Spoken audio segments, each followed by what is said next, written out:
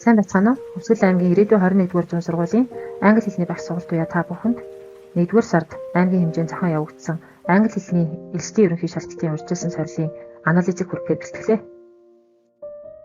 Энэхүү сорил маань 2025 оны элсдийн ерөнхий шалгалтын англи хэлний хичээлийн блюпринтийн дагуу хэлний хэрэглээ, үгийн сан, харилцан яриа, уншиж ойлгох гэсэн агуулгаар сэргээн санах, ойлгох, хэрэглэх, задлан шинжлэх гэсэн 4 танин мэдхийн төвшний хүрээнд 50 даалгавартайгаар хийгдлээ. Бас сорилт нийт аймгийн хэмжээнд 425 сурагч оролцсон бөгөөд сурагчдын гүйцэтгэлийн дунд чинь 45.8% байна. За хамгийн өндөр оноо авсан хүүхэд 93 байгаа бол хамгийн бага оноотой хүүхэд 0 буюу тэг оноотой байна. За энэ багш нь хамгийн хэцүү асуултууд буюу хамгийн их алдсан даалгавруудын дугаарыг оруулсан байгаа. За мөн хамгийн хугацаа авсан даалгавруудыг дугаарыг оруулсан байгаа шүү. За энэ багш нь хамгийн амархан мөртлөө хурдан хийсэн даалгавруудыг оруулсан байгаа. За мөн хамгийн хэцүү хурдан хийсэн даалгавруудыг мөн хамгийн амархан удаан хийсэн даалгавруудыг оруулсан байгаа. Та нар маань сонирхвол бичлэгээ зогсоож аваад үзээрэй. За сурагчдын онооны тархалт болон танин мэдхийн төвшнөр ангилсан 2 графикийг танилцуулж байна. Дээдлийнх нь онооны тархалтын график байна. За эндээс харахад ихэнх сурагчдад 20-60% хооронд төвлөрсөн байна. За 80-аас дээш болон 0-10% та сурагчид маш цөөн байна. За танин мэдхийн төвшнөр ангилсан графикаас харахад нийт сурагчдын 45 дунд чинь 45.8% байгаа нь сурагчдын ихэнх нь дунд түвшний мэдлэгтэй байгааг харуулж байна. За ингээд тест эхэлцгээе. Too often гэдэг маань олон тооны зүйлийг илэрхийлж байгаа учраас энд мэдээж олон тоон дээр байгаа эд зүйлийг илэрхийлэх нь байна. Тэгэхээр энд болгож харин олон тоон дээр lives болж хувирна. За тийм учраас зөв хариулт нь C хариулт байх нэ. За тэгээ багш нь буруу хариултуудын тайлбарыг оруулсан байгаа. Бичлэгээ зогсоод харцгаарай. За дараагийн тестэнд оръё. Хоёр дахь тест маань it's taking me a long time to get used to гэж байгаа юм. Get used to-гийн араас орж ирж байгаа үйл үг маань ing аваад жирүүндийн үүргийг гүйцэтгэдэг. Тийм учраас зөв хариулт нь C хариулт буюу speaking байх нэ. За get used to Japanese болох нь тийм ээ. За буруу хариултуудыг багш нь тайлбартаа оруулсан байгаа. За 3 дахь тест маань my daughter has just gone to university. She found it difficult at first, but she has been there for 2 months now and she is good. Тэгэхээр миний охин их сургуульд явсан. Түүнд ихэндээ хэцүү байсан ч гэсэн 2 сар болж тэр одоо дасж байгаа гэж байна тийм ээ. Тэгэхээр дасж байгаа гэдэг нь одоо үргэлжилж байгаа үйл явдал учраас she is-ийн араас орж ирж байгаа үйл үг маань ing яваа тийм ээ. За тийм учраас A хариулт буюу getting used to зүг байх нэ. За getting used to маань дасж байгаа процесс одоо үргэлжлэж байгаа үйлийг илэрхийлж байгаа. За харин буруу хариултан дээр багш нэмэлт тайлбар өгөхөд used to маань өнгөрсөн туршил болсон байсан үйлийг илэрхийлэх тийм ээ. Тийм учраас энэ нь өгүүлбэрийн утгад нийцэхгүй. За get used to болохоор she is гэсэн байгаа учраас энэ маань үйл үг нь заавал ing аавна. Тийм учраас get биш get-ийн байх ёстой. Тэгэхээр C биш байна. За getting used гэдэг нь заавал араасаа to авах ёстой. За харин англи хэлэнд get used гэсэн хэлц байхгүй учраас зөв хэлбэр нь харин get used to байх ёстой. E хариултны хувьд тийм ээ. За 4 дахь тест маань conditional-ийн дүрм орж ирж байна. За ер нь эшт conditional заавал орж ирдэг, маш их орж ирдэг дүрм байгаа. За энэ тестийн хувьд бол 3 дугаар болцлог хэлбэр буюу third conditional байна. За тийм учраас D хариулт маань зөв байх нэ. За third conditional нь харамсал илэрхийлэх утгыг илэрхийлдэг. За өгүүлбэрийн утга нь өчигдөр цас ороогүй. Энэ өнгөрсөнд басан бодит байлгаа. Тиймээс өнөөдөр цанаар болгож чадахгүй байгаа нь үр дагавар нь байна тийм ээ. За багш нь буруу хариултуудыг бас оруулчихсан байгаа. За 5 дахь тест маань нийлмэл өгүүлбэр юм тийм ээ. Гэхдээ энэ нийлмэл өгүүлбэрийн гол өгүүлбэр нь this is a teacher. За тэгээд хойдлын өгүүлбэрийн уртлаа тодтогч байгаа учраас уртлын өгүүлбэрийн мэдээлэл нь уртлын өгүүлбэрийг тодтогч байгаа учраас энэ маань тодтогч гişүн өгүүлбэртэй нийлмэл өгүүлбэр байна. За this is the teacher гэх teacher маань хүн учраас хүү холбоосыг авах нь. Тийм учраас зөв хариулт нь E байх нэ. За багш нь буруу сонголтуудыг оруулчихсан байгаа. За 6 дугаар тест маань while we гэж юм тийм ээ. Тэгэхээр while-ийн араас орж ирж байгаа өгүүлбэр нь үргэлжлэх цаг дээр байдаг. За тэгэхээр үргэлжлэх цаг дээр байгаа 3 хариулт маань A, B, D гэсэн 3 хариулт байна. За тэгэхээр үлийн эзэн нь we буюу олон тоон дээр байгаа бид гэсэн үлийн эзэн байгаа учраас B хариулт бол биш байх нь тийм ээ. За тэгэхээр A, D хариултыг харахад арын өгүүлбэр нь someone kicked the ball through the window гэж байгаа учраас энэ маань өнгөрсөн цагт болсон үйл явдал. Тэгэхээр past continuous буюу were cleaning гэсэн хариултын зүг байх нэ. Тэгэхээр A хариулт зүг байх нь. За багш нь бусад сонголтуудыг яагаад буруу юм бэ гэдгийг оруулсан байгаа. Бичлэгээ зогсоож агаад хараад аваарай. За 7 дугаар тест маань мөн while-та байгаа учраас араас нь үргэлжлэх цаг орж ирнэ гэдгийг эзлэж байна. За тэгээд I байгаа учраас энэ маань ганц тоо эзэн бий учраас was driving гэж авах нь тийм ээ. За тийм учраас A хариулт буюу was driving saw гэсэн хариулт зүг байх нэ. За saw гэдэг маань болохоор I saw an awful accident гэдэг нь тэр хугацаанд гинт болсон үйлдэлийг past simple-ээр илэрхийлдэг тийм ээ. Тэр үргэлжилж байх өнгөрсөнд үргэлжилж байсан үйлдэлийн дундуур гинт болсон үйлдэлийг past simple-ээр илэрхийлдэг. За бусад сонголтуудыг багш нь оруулсан байгаа. За 8 дугаар тест маань I suddenly remembered that my keys гэж юм тийм ээ. За тэгэхээр энэ маань энд хоёр үйл явдал болж байгаа. Өнгөрсөнд нэг нь болохоор түлхүүрээ мартсан, нэг нь болохоор тэрнийгээ сансан байна. За тэгэхээр аль үйл явдлын өмнө болсон бэ гэхээр түлхүүрээ мартсан өмнө болсон байгаа байхгүй юу? Яа тэгэхээр түлхүүрээ мартсныгаа би гинт сансан гэж байгаа байхгүй юу? Тэгэхээр хоёр үйл явдлын өмнө нь болсон үйл явдал нь мэдээж past perfect цаг дээр бичигддэг. Тийм учраас энэ маань A хариулт буюу had forgotten гэсэн хариулт нь зөв байна. За буруу хариултын тайлбарыг багш нь оруулчихлаа. За 9 дахь тест маань wish clause байна тийм ээ. Тэгэхээр I wish нь бодит байдалд болоогүй зүйлд харамсах. За тэгсэн ч байсан болоосоо ингэсэн ч болоосоо гэсэн утгыг илэрхийлдэг. За yesterday нь өнгөрсөн цагийг илэрхийлж байгаа учраас энэ өнгөрсөн цагийн харамсал гэсэн утгыг илтгэж байна тийм ээ. Тэгэхээр өнгөрсөн цагт тийм ч байсан болоосоо тэгсэн болоосоо гэсэн үед past perfect-ийг хэрэгэлдэг. Тэгэхээр бодит байдал нь мөнгө байгаагүй тийм ээ. Тэгэхээр мөнгө байгаагүй харин хүсэл харамсал нь болохоор надад мөнгө байсан ч болоосоо гэсэн утгыг илэрхийлж. За энэ хоёр хайд маань ямар утгатай учиртай юм бэ гэхээр эхний хайд нь болохоор past perfect-ийн туслах үг буюу хайд байна. За харин дараагийн хайд нь have маань болохоор past participle буюу үйл үгийн 3 дугаар хэлбэр дээр хайд болж хувирсан байна.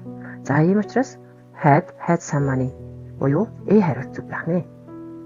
За ингээд буруу хариултын тайлбарыг багш нь оруулчихлаа. За дараагийн тест маань why is Linda so tired? Линда яагаад ингэ ядарчихсан юм бэ гэсэн чинь тэр удаан хугацаанд ажиллаж байсан гэдэг юм тийм.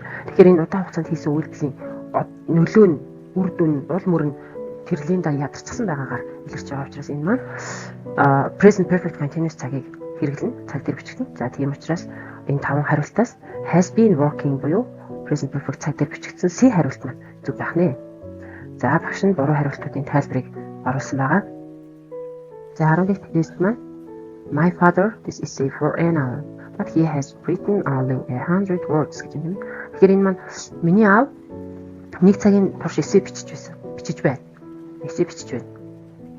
Гэхдээ тэр дөнгөж 100 үг бичсэн байна гэж тийм. Тэгэхээр энэ дээр эхний бат гэсэн эсрэгцүүлсэн холбоосоор холбогдсон хоёр өгүүлбэр байна тийм. Тэгэхээр эхний өгүүлбэр нь яаж вэ? Эхний өгүүлбэр нь болохоор яг үр дүнд бол чухалчлаагүй хугацаа буюу процессыг чухалчилсан байна тийм. Тэгэхээр энэ маань has been working буюу present perfect continuous цаг дээр бичигдэнэ. За харин дараагийн өгүүлбэр нь has written only 100 words гэдэг нь үр дүн байна тийм ээ. Одоо дөнгөж 100 үг бичсэн байна гэдэг нь үр дүн харагдаж байна гэсэн үг. Тийм учраас үр дүн чухалчлахаараа present perfect цаг дээр бичигдэг. За тэгэхээр эхний цаг маань has been working буюу D хариулт зүг байх нэ. За ингээд буруу хариултуудыг мөн орууллаа. За дараагийн тест маань direct speech-ийг reported speech руу шилжүүлэх дүрмийг шалгах тест байна. Цагдаа надаас өчигдөр орой хулгайн хэрэг гарах үе хаана байсан бэ гэж асуусан гэж тийм ээ. Тэгэхээр энэ асуултыг reported speech руу шилжүүлэхдээ асуултын уруу дараалал нь өөрчлөгдөд асуух үгийн араас эзэн бий орж ирдэг. За мөн were you гэдэг энэ маань past simple дээр байгаа асуулт учраас нэг цагаар ухрах дүрмийн дагуу past simple маань past perfect цаг болдог. За last night гэсэн хугацаа заах үг маань night before болдог тийм ээ. За тэгээд цагдаа надаас асуусан гэж байгаа учраас тэр яриг ярьж байгаа хүн би өөрөө учраас эзэн бие нь I байх нь тийм ээ. За тийм учраас зөв хариулт нь E хариулт байх нэ. За багш нь буруу хариултуудын тайлбарыг багс оруулчихлаа. За дараагийн тест маань мөн reported speech-ийн дүрм шалгах тест байна. За John I won't have to time to tutor you next time гэж тийм ээ. Ирэх цаг хоногт би чамд давтлага өгөх цаг зав гарахгүй гэж байна. За reported speech гэдэг маань ер нь хин нэгний хин нэгний яриаг шууд дамжуулахгүйгээр утгыг нь дамжуулахыг reported speech гэдэг. За ингэхдээ тухайн үйл явдал болсон цаг мөчөөс яригчийн одоогийн байр суурьлыг шилжүүлдэг учраас цаг төлөөний үг хугацаа заах үг нь өөрчлөгддөг. Цаг нь болохоор нэг цагаар ухарч шилждэг тийм ээ. Үйл үгийн цаг нь. За тэгэхээр энд яасан бэ гэхээр I won't have to time. I will not буюу want байна тийм ээ. За want нь болохоор юу болдог вэ гэхээр would not болдог. Wouldn't. За тэгэхээр энд wouldn't-тэй 3 хариу байна тийм ээ. За тэгэхээр дараачих нь pronoun буюу эзэн биеийг яаж өөрчлөгдөх вэ гэхээр you нь болохоор me болж өөрчлөгдөн тийм ээ. Би чамд гэж байгаа надад болж өөрчлөгдөж байгаа ярьж байгаа хүнд болж өөрчлөгдөж байгаа учраас эзэн бие нь me байх нь тийм ээ. За тэгээд цаг заах үг нь next week маань the following week болж өөрчлөгдөх учраас зөв хариулт нь и хариулт байх нэ. За ингээд буруу хариултын тайлбарыг бас багш нь оруулчихсан байгаа. За дараагийн тест маань мөн reported speech-ийн дүрэн байна. За my sister went to London last week said Mary. Mary миний ихч өнгөрсөн 7 хоногт Лондон явсан гэж хэлсэн байна тийм ээ. Тэгэхээр Mary одоо Mary-гийн үгийг одоо энд дамжуулах нь reported speech руу шилжүүлэх юм. Тэгэхээр she said гэд Mary said гэсэн үг байна тийм ээ. Тэгэхээр she said тэгэхээр одоо Mary маань миний ихч гэж ярьж байгаа учраас эхлээд яах нь эзэн бие нь түүний ихч болж өөрчлөгдөх юм тийм ээ. За тэгэхээр her sister. За тэгээд went to гэдэг нь past simple байгаа учраас past simple маань нэг цагаар ухраад past perfect болох нь тийм ээ. Тэгэхээр her sister had gone болох нь тийм ээ. За тэгээд last week маань previous week болж өөрчлөгдөөд ингээд зөв хариулт маань яах нь и хариулт зөв байх нэ. За дараагийн тест маань алдаа болох даалгавар байна. Anybody who plans to attend the meeting out send a short note to the chairperson. Хуралд оролцохоор төлөвлөж байгаа хэн бүхэн хурлын дараад богино мэдээлэл хийх ёстой гэдэг. Тэгэхээр who plans to attend the meeting гэдэг маань тодтол гişүү өгүүлбэр юм тийм ээ. Тэгэхээр anybody маань өөрөө хэн бүхэн гэсэн ганц тоотой эзэн бий байгаа учраас who холбоос зөв байна. За who холбоос зөв. За харин үйл үг нь who холбоос яраас орж ирж байгаа үйл үг нь anybody маань өөрөө 3 дугаар биеийн ганц тоо учраас үйл үг нь s ав. Тийм учраас a хариулт бол зөв байх нэ. За b хариулт буюу to attend. Plans to attend гэдэг. Тэгэхээр энэ түүгийн араас орж ирж байгаа үйл үг маань анхны хэлбэр гэдэг байна тийм ээ. За тэгэхээр plans to attend гэдэг маань өөрөө зөв хэлж байгаа нэ. За the meeting out send гэдэг. За out гэдэг маань өөрөө хэдий modal verb ч гэсэн can, must, will шиг одоо араасаа шууд үйл үг авдаггүй. Заавал араасаа to авдаг. Out to send гэдэг. Тийм учраас энэ буруу хариу. Буруу хувилбар нь C байх нэ. Тэр зөв хариу C байх нь. A short note to the chairperson гэж тийм ээ. Тэгэхээр энэ дээр ямар бүтэц харагдаж байна вэ гэхээр send something to the someone гэсэн бүтэц харагдаж байгаа учраас энэ маань зөв байх нэ. Тэгэхээр D хариулт, E хариулт хоёр маань хоёулаа зөв байх. Тэгэхээр хариулт нь C байх нэ. За дараагийн тест маань мөн л алдаа болох даалгавар байна. Mary usually arrives at the office at 9 o'clock, but she was 2 hours late today because the storm. Mary ажилдаа үргэлж 9 цагт ирдэг. Гэхдээ тэр өнөөдөр шуурганы улмаас 2 цаг хоцорсон гэсэн өгүүлбэр юм тийм. За тэгэхээр A хариултыг хэвлээ авчирчээ. Энэ өгүүлбэрийн эзэн бий болох Mary 3 дугаар биеийн ганц тоон дэр юм тийм ээ. За араас нь давтамж илэрхийлэх дайвар үг usually орж ирсэн байна. За эзэн биеийн 3 дугаар биеийн ганц тоо учраас үйл үг нь A савна. Тийм учраас A хариулт зөв байна. За at the office буюу байршил заах өгтөр үг зөв орсон байна. Тийм учраас B хариулт зөв. За she was гэд энэ манд болоод өнгөрсөн үйл явдал учраас she was буюу past simple цаг байх нэ. Тийм учраас C хариулт зөв байна. За 2 hours late гэд late маань she was late гэсэн зөв бүтэц байна тийм ээ. За 2 hours гэдэг маань adjective үгээр энд орж иж байна. За харин because гэдэг маань because-ийн араас because дангаараа байх юм бол өгүүлбэр орж ирдэг.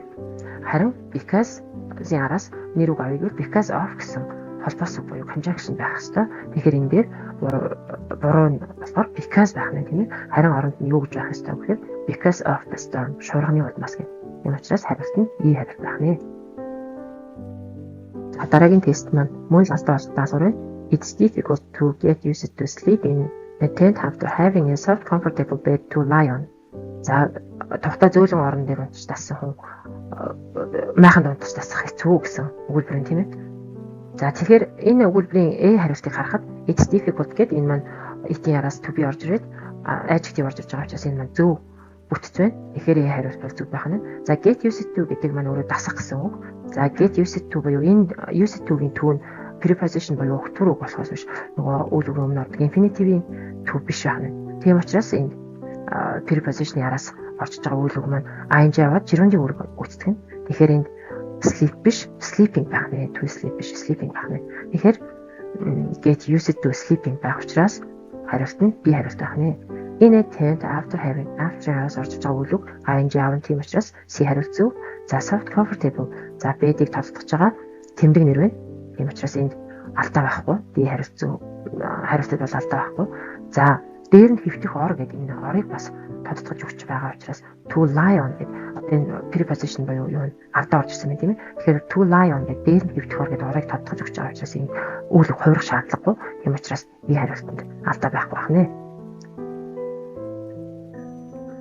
За дараагийн тест маань мөн л алдаа болох даалгавар байна. Most of our guests arrived by car, but my sister came here by foot. Ихэнх зочид маань машинаар ирсэн. Гэхдээ ихч маань явган ирсэн гэсэн үг байна тийм ээ. Тэгэхээр A хариулт дээр most гэдэг үг маань ихэнх гэсэн утгыг илэрхийлдэг. Тэгэхээр арийнх нь нэр үг олон тоон дээр байх хэрэгтэй. Тэгэхээр A, B хариулт хоёулаа зүг байх нь тийм ээ. За arrived by car гэдэг. За тээврийн хэрэгслээр явах гэхэд бай өгтуртай бай өгтур хэрэгэлдэг учраас энэ C хариулт маань бас зүг байх нь. За but my sister came гэдэг. За энэ arrived гэсэн үг маань өнгөрсөн цаг дээр байгаа учраас энэтэй цаг зохицоод came гэсэн үг маань бас өнгөрсөн цаг дээр past simple цаг дээр байна. Тийм учраас D хариулт зөв. За by foot гэдэг. Тэгэхээр тээврийн хэрэгслээр by plane, by train, by car гэдэг тээврийн хэрэгслээр явахыг by гэдэг. За гэтэл хөлөөрөө явахыг буюу одоо явган явахыг on foot гэж хэлдэг. Тийм учраас энд буруу хэлбэр нь by foot байх нь. Тэгэхээр E хариулт нь зөв байх нэ. За section 2 буюу үгийн сангийн хэсэг рүү орж иж байна. Өгүүлбэрийг уншаад хоосон зай тохирох үгийн даалгавар байна. Can always tells everyone else what to do. He is. За Ken үргэлж бусдад юу хийхийг нь зааж тушааж өгдөг хүн. Тэр ямар хүн байх вэ гэхээр. За E хариулт нь easy going буюу тийм тайван дэлгүүрхэн ааштай хүний хэлхийнэ. Ааш цантай хүний хэлхийнэ. За тийм учраас A хариулт бол биш тийм. За outgoing гэдэг нь бусдад амархан харилцдаг нээлттэй тийм хүний хэлхийнэ. Тийм учраас энэ бол бас биш. Talkative гэдэг нь болохоор чалчаа буюу яриас хүний хэлдэг тийм ээ. За D хариулт буюу bossy гэдэг нь болохоор захирангуй хүний хэлдэг. Тийм учраас D хариулт бол зөв байх нэ. Generous гэдэг маань өөрөө өгөөмөр бүлэгч хүний хэлдэг тийм ээ. Тийм учраас энэ generous гэсэн хариулт тохирохгүй нэ. За дараагийн тест маань мөн л үгийн сангийн тест байна. Then made it good when he watched the documentary. He said it was very one-sided. What do you think? Асуулт байна тийм ээ. За тэгэхээр then баримтат киног үзээд нэг зүйлийг маш сайн хийсэн байх тийм ээ. За тэгээд тэр энэ баримтат киног нэг талыг баримтсан гэж үзсэн байна. Тэгэхээр энэ маань юу хийсэн бэ яг вэ? Ажиглалт судалгаа хийсэн байх тийм ээ. Энэ баримтат киног үзээд ажиглалт маш сайн хийсэн. Тэгээд тэр одоо нэг талыг барьсан гэж үзсэн байх юм тийм ээ. За тэгвэл эхний A хариултыг хэдүүлээ үзье. A хариулт нь consideration буюу бодож үзэх анхаарах гэсэн утгатай үг. За тэгэхээр бодож үзэх гэдэг нь болохоор ямар нэгэн шийдвэр гаргахаас өмнө ч юм уу бодож үзэх гэсэн утгаар байж болно тийм ээ. Тийм учраас энэ дэр бол consideration гэсэн хариулт маань тохирохгүй нэ. Тэгэхээр A хариулт биш. B хариулт маань understanding буюу ойлголт гэсэн үг нь. Тэгэхээр make understanding гэж ерөөсөө бүтэц байхгүй. Энэ бол буруу бүтэц тийм учраас B хариулт буруу байна. C хариулт нь боломж гэсэн утга байгаа учраас энэ угаасаа бүр утгын хувьд тохирохгүй тийм ээ. За concern буюу санаа зовнил гэсэн утга нь энэ болохоор бас тохирохгүй нь хамгийн тохирох хувилбар нь observation буюу ажиглалт гэсэн утгатай үг байх нь. Тэгэхээр E хариулт нь зөв байх нэ. За тэгээд бүгд буруу хариулттай багш нар олцлаа. За дараагийн тест маань Henry is writing. I wish he would take more time and write more. За Henry бичдэг. За тэр илүү цаг гаргаад илүү цэвэрхэн бичээсэй гэж би хүсдэг. Тэгэхээр энэний утга нь Henry маш муухай бичдэг гэсэн утгыг олж байна тийм ээ. Уншихад хэцүү бичдэг. За тэгэхээр A хариултыг хэдүүлээ харъя. Illiterate буюу A хариулт нь бичих хүсэхгүй хүн гэсэн утгыг илэрхийлдэг. Гэтэл Henry маань бол бичээд байгаа, муухай ч гэсэн бичээд байгаа учраас энэ маань бичих хүсэхгүй хүн биш байх нь. За illegal гэдэг нь болохоор бичгийн чанарт хамаагүй энэ маань хууль бус гэсэн утгыг илэрхийлдэг. За illegible гэдэг нь болохоор одоо уншихад хэцүү танигдахын аргагүй бичдэг гэсэн үг. Тэгэхээр энэ маань C хариулт зөв байх нэ. За ill time гэдэг нь болохоор тохиромжгүй цагт болсон гэсэн үг. За харин elusive гэдэг нь хуурмаг баригддаггүй гэсэн утгыг илэрхийлж байгаа учраас энэ маань зөв хариулт нь legible байх нэ.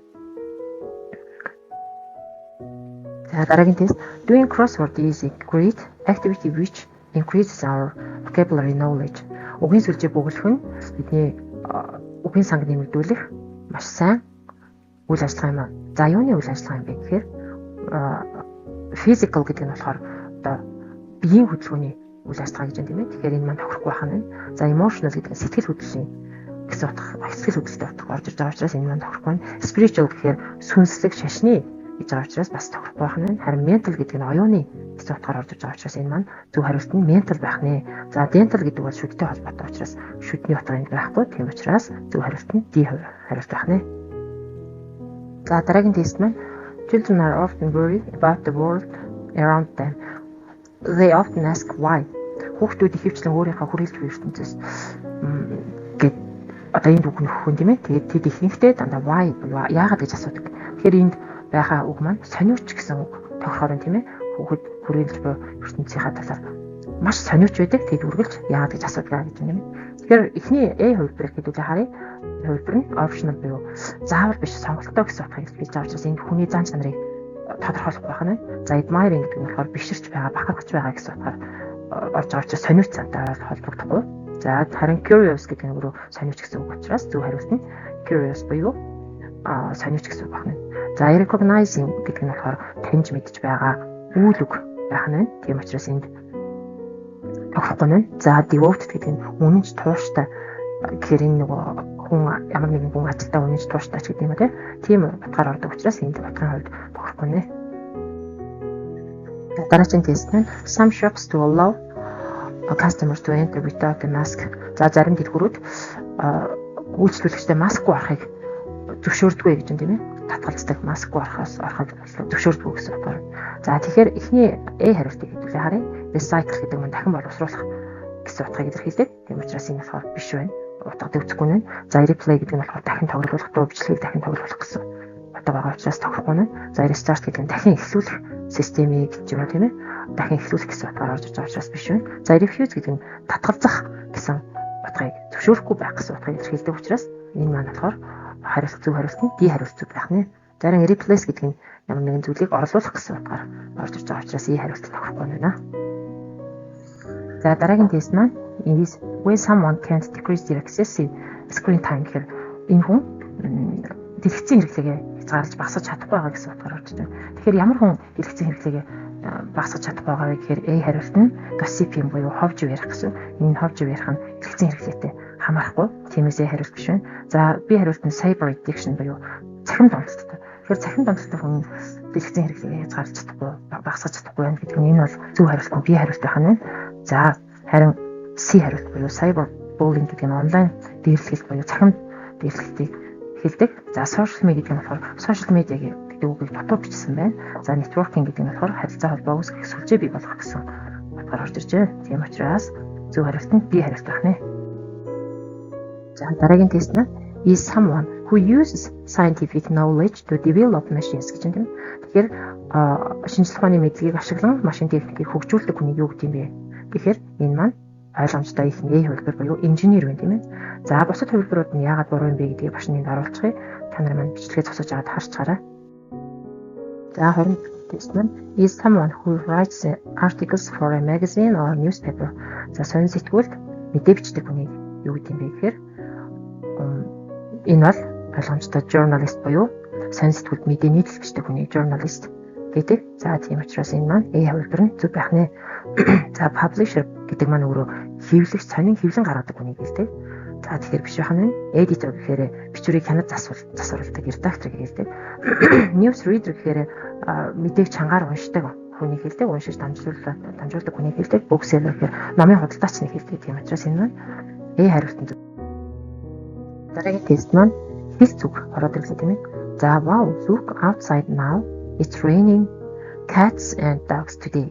I wish I would brought my umbrella to work. Тэгэхээр энэ дээр it's raining cats and dogs гэдэг маань өөрөө англи хэлний одоо хэлц үг бөгөөд маш их ширүүн бороо орж ийн гэсэн утгыг илэрхийлдэг.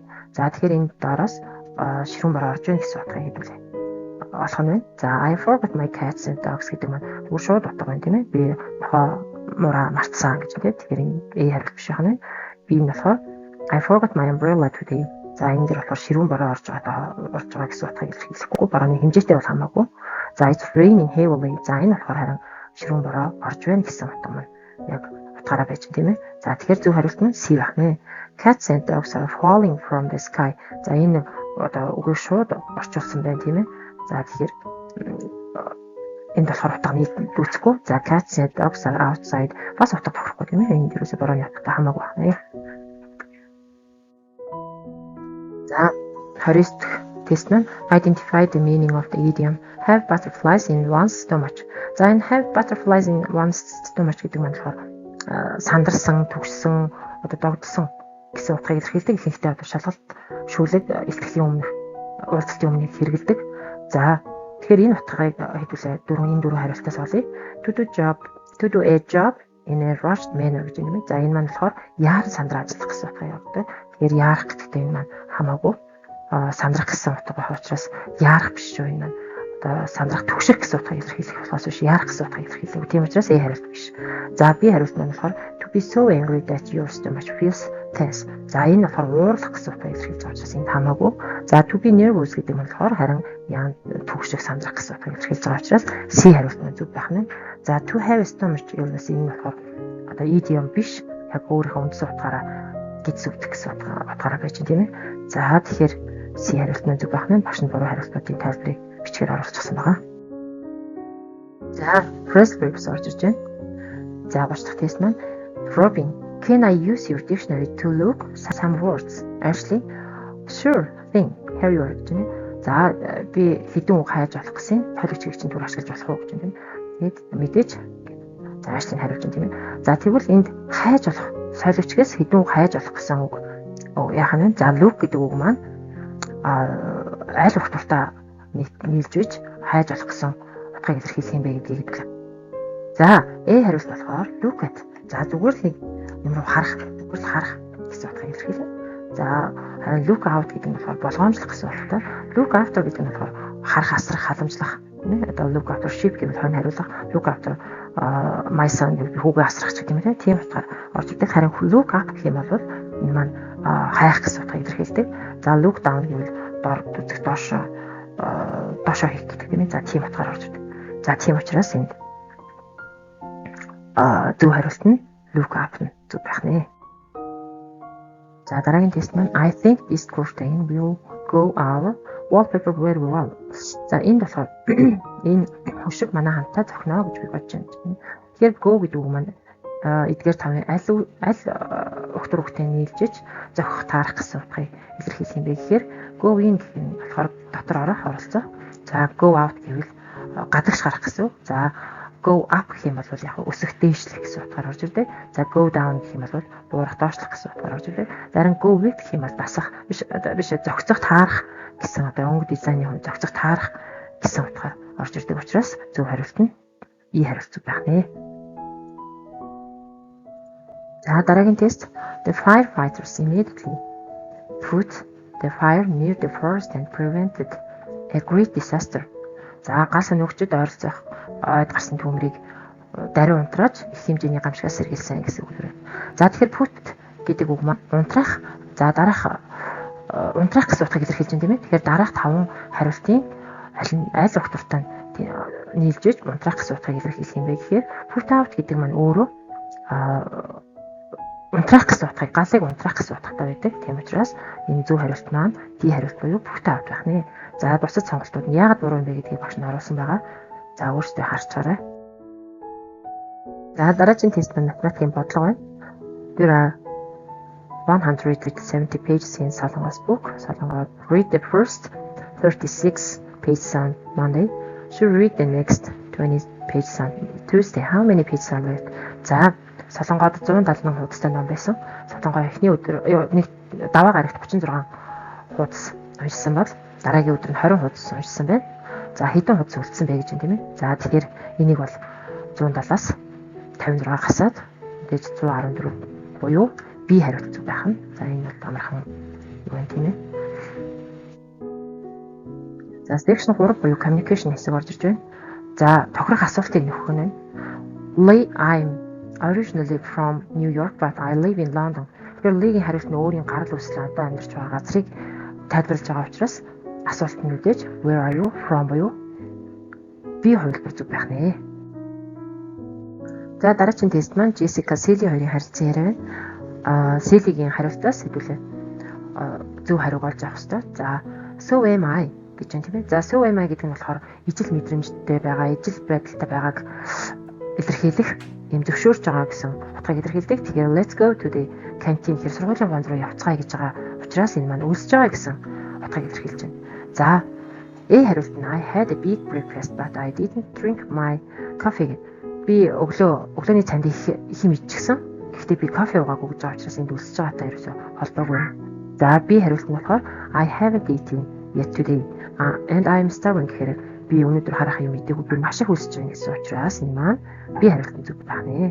За C хариулт нь болохоор I'd like to take a break. How about you? За энэ дэр болохоор завсарлага авах тухай яригдж байгаа учраас энд үлсэхтэй хамаагүй байна. За D хариулт нь I'll get some drinks for everyone at the cafe. За тэгэхээр одоо ундаа авчрах тухай бүгдэнд ундаа авчрах тухай ярьж байгаа учраас энд үлсэх хамаагүй. За E хариулт нь болохоор I haven't eaten yet but I'm not hungry. Би юм идэггүй гэхдээ үлсэхгүй гэж байгаа учраас энэ утга тохирохгүй байх нэ. За 36 дахь тест маань Lee Kate хоёрын харилцан яриа байна. За Kate-ийн хариулт нь that's good idea. За энэ нь болохоор хариу санал дэвшүүлсэн асуултад өгсөн эерэг хариу байгаа. Тэгэхээр санал болгож буй асуултын хэлбэр нь болохоор why don't we байх нь тийм ээ. Тэгэхээр эндээс энэ 5 хариултаас why don't we-тэй хариулт нь E буюу why don't we find a bus or a taxi. За 37 дахь тест маань Адам Пет нарын харилцан яриа байна. Adam, do you know David Lewis гэж асуусан. За тэгээд Адам дараагийн хэлсэн үйлбэр нь he is very tall and he has got quite short black hair. Тэгэхээр энэ гадаад төрхийг тодорхойлж байгаа үйлбэр учраас Пет Адамаас David Lewis-ийн гадаад төрхийг асуусан байна тийм ээ. За тэгэхээр эндээс бүгдээр гадаад төрхийг асуусан асуултыг олцгоё. A хариулт I met him once. I think where is he from? Би түүнтэй нэг удаа уулзчихсан. Тэр хаанаас ирсэн бэ гэж юм тийм. Тэгэхээр энэ маань гадаад төрхийг асуусан асуулт биш байна. За B хариулт маань yes he is my best friend. I've known him since kindergarten. Тийм ээ тэр бол миний хамгийн сайн найз. Би түүнийг цэцэрлэгт байхасаа мэднэ гэж юм тийм ээ. Тэгэхээр энэ бол бас биш байна. За C хариулт He's your new boss, isn't he? I haven't met him yet. What's he like? Тэр чиний шинэ дарга үстэй. Би түүнтэй одоо уулзаагүй л байна.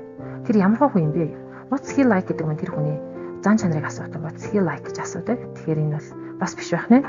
За D хариулт нь I recognize the name but I can't picture him. What does he look like? За би нэрийг санаж байна. Гэхдээ царайг нь төсөөлөхгүй байна.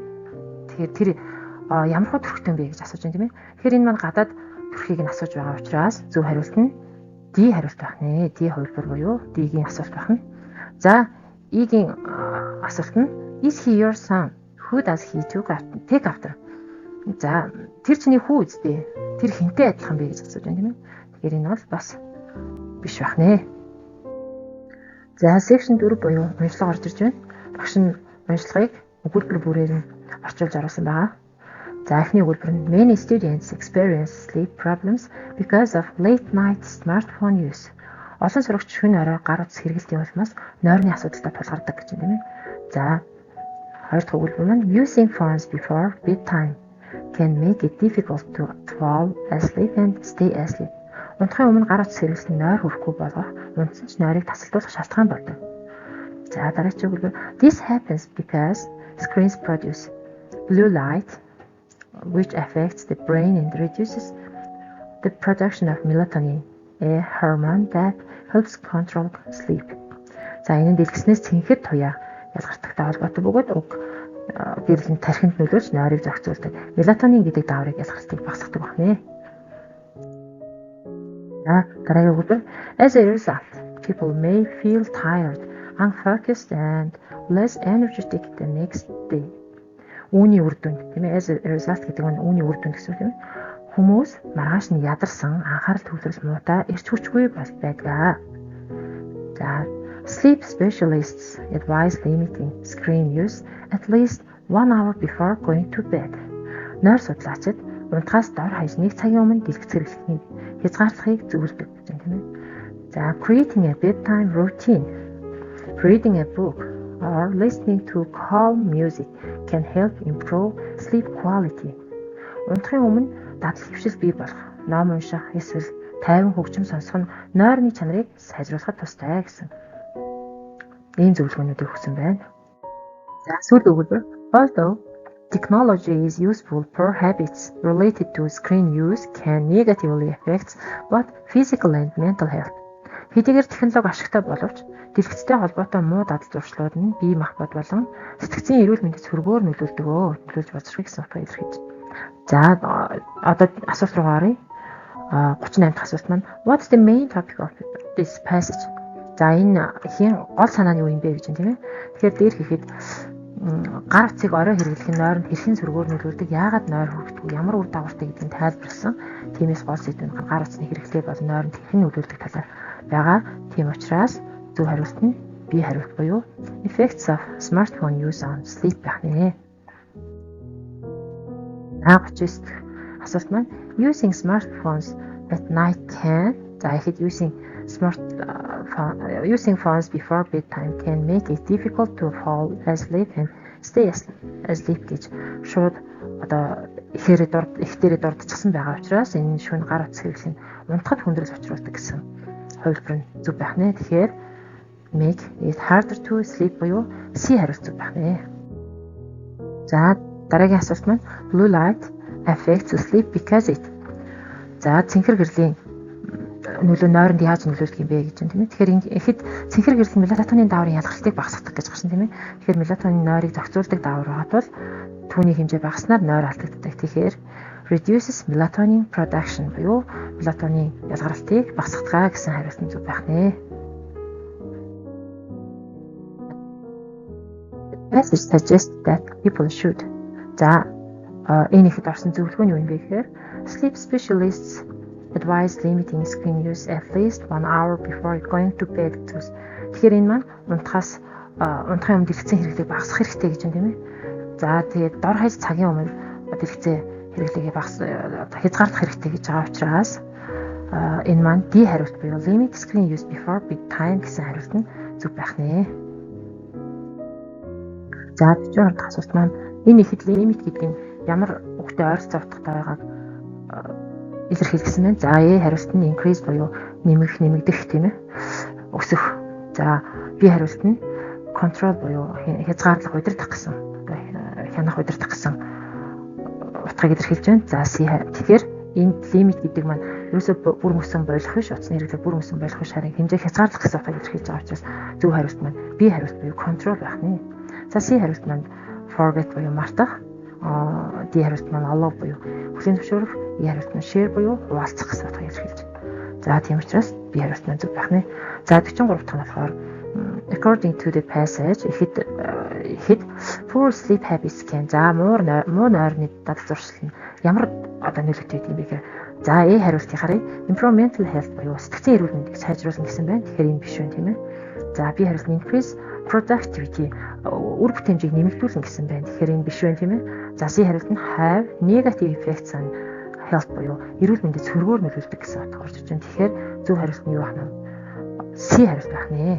За D хариулт нь юу гэж байна гэхээр make people more creative. Тэгэхээр хүмүүсийг илүү бүтээлч болгодог гэж байна тийм ээ. За тэгэхээр дараагийн хариулт нь болохоор юу гэж байна? E хариулт нь амрах хэрэгцээг оруулдаг гэсэн үг тийм ээ. Тэгэхээр энэ бас амрах хэрэгцээг оруулах учраас E хариулт биш байна. За дараагийн тест маань тохирох хариуг нөхөх даалгавар байна. Drinking enough water is essential for good health. When the body is dehydrated, people may feel tired or dizzy. За хангалттай ус уух нь эрүүл мэндэд маш чухал. Хэрвээ ус дутагдах юм бол хүмүүс ядарсан, толгойр гэсэн мэдрэмжтэй байдаг гэж байна. The studies show that people who drink enough water daily. За энэ маань болохоор study show гэдэг маань болохоор судалгаагаар харуулж байна гэсэн утгыг илэрхийлэх. Судалгаанаас харуул хүмүүс өдөр бүр хангалттай ус ууснаар I feel more energetic буюу илүү эрч хүчтэй мэдрэмжийг авдаг гэсэн илэрхийлж байна тийм ээ. За over time proper hydration helps the body. За урт хугацааны туршид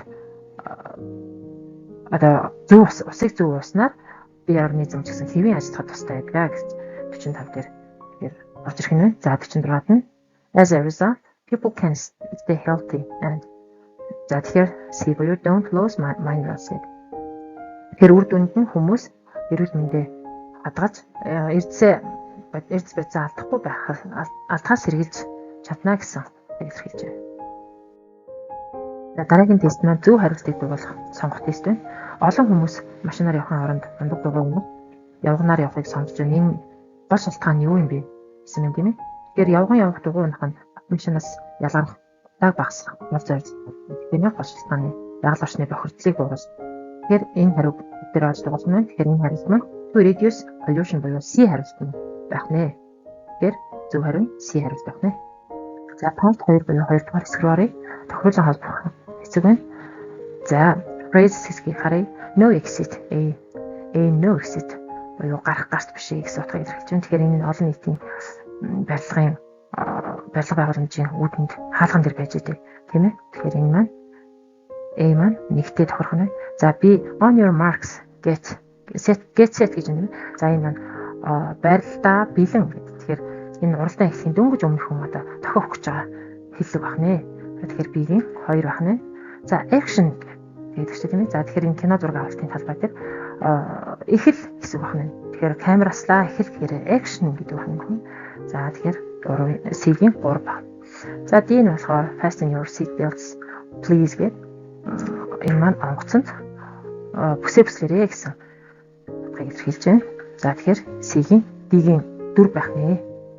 D-ийн 4. За дараагийн matching хэсэг нь conjunction буюу холбох үгийг тохируулах даалгавар байна. За I listen to the weather forecast, put an umbrella in my bag. За тэгэхээр энэ маань би цаг агарын мэдээ сонсоод шүхрээ цүнхэндээ хийсэн гэж байгаа учраас дараалан басан хоёр үйл явдал учраас and холбосоор холбох нэ. За we could go to the park or to the cinema гэдэг. Бид нэр паркч явж болно эсвэл кино театрч явж болно гэдэг. Хоёр сонголтын нэгийг илэрхийлж байгаа учраас энэ маань or гэсэн холбоосыг авах нь. За C нь болохоор my dad has fixed my bike. За энэ дээр болохоор миний дууг засчихсан. Тийм учраас би одоо парк явж болно. Парк явж болно гэсэн. So that буюу одоо зорилго илэрхийлэх холбоосоор холбох нэ.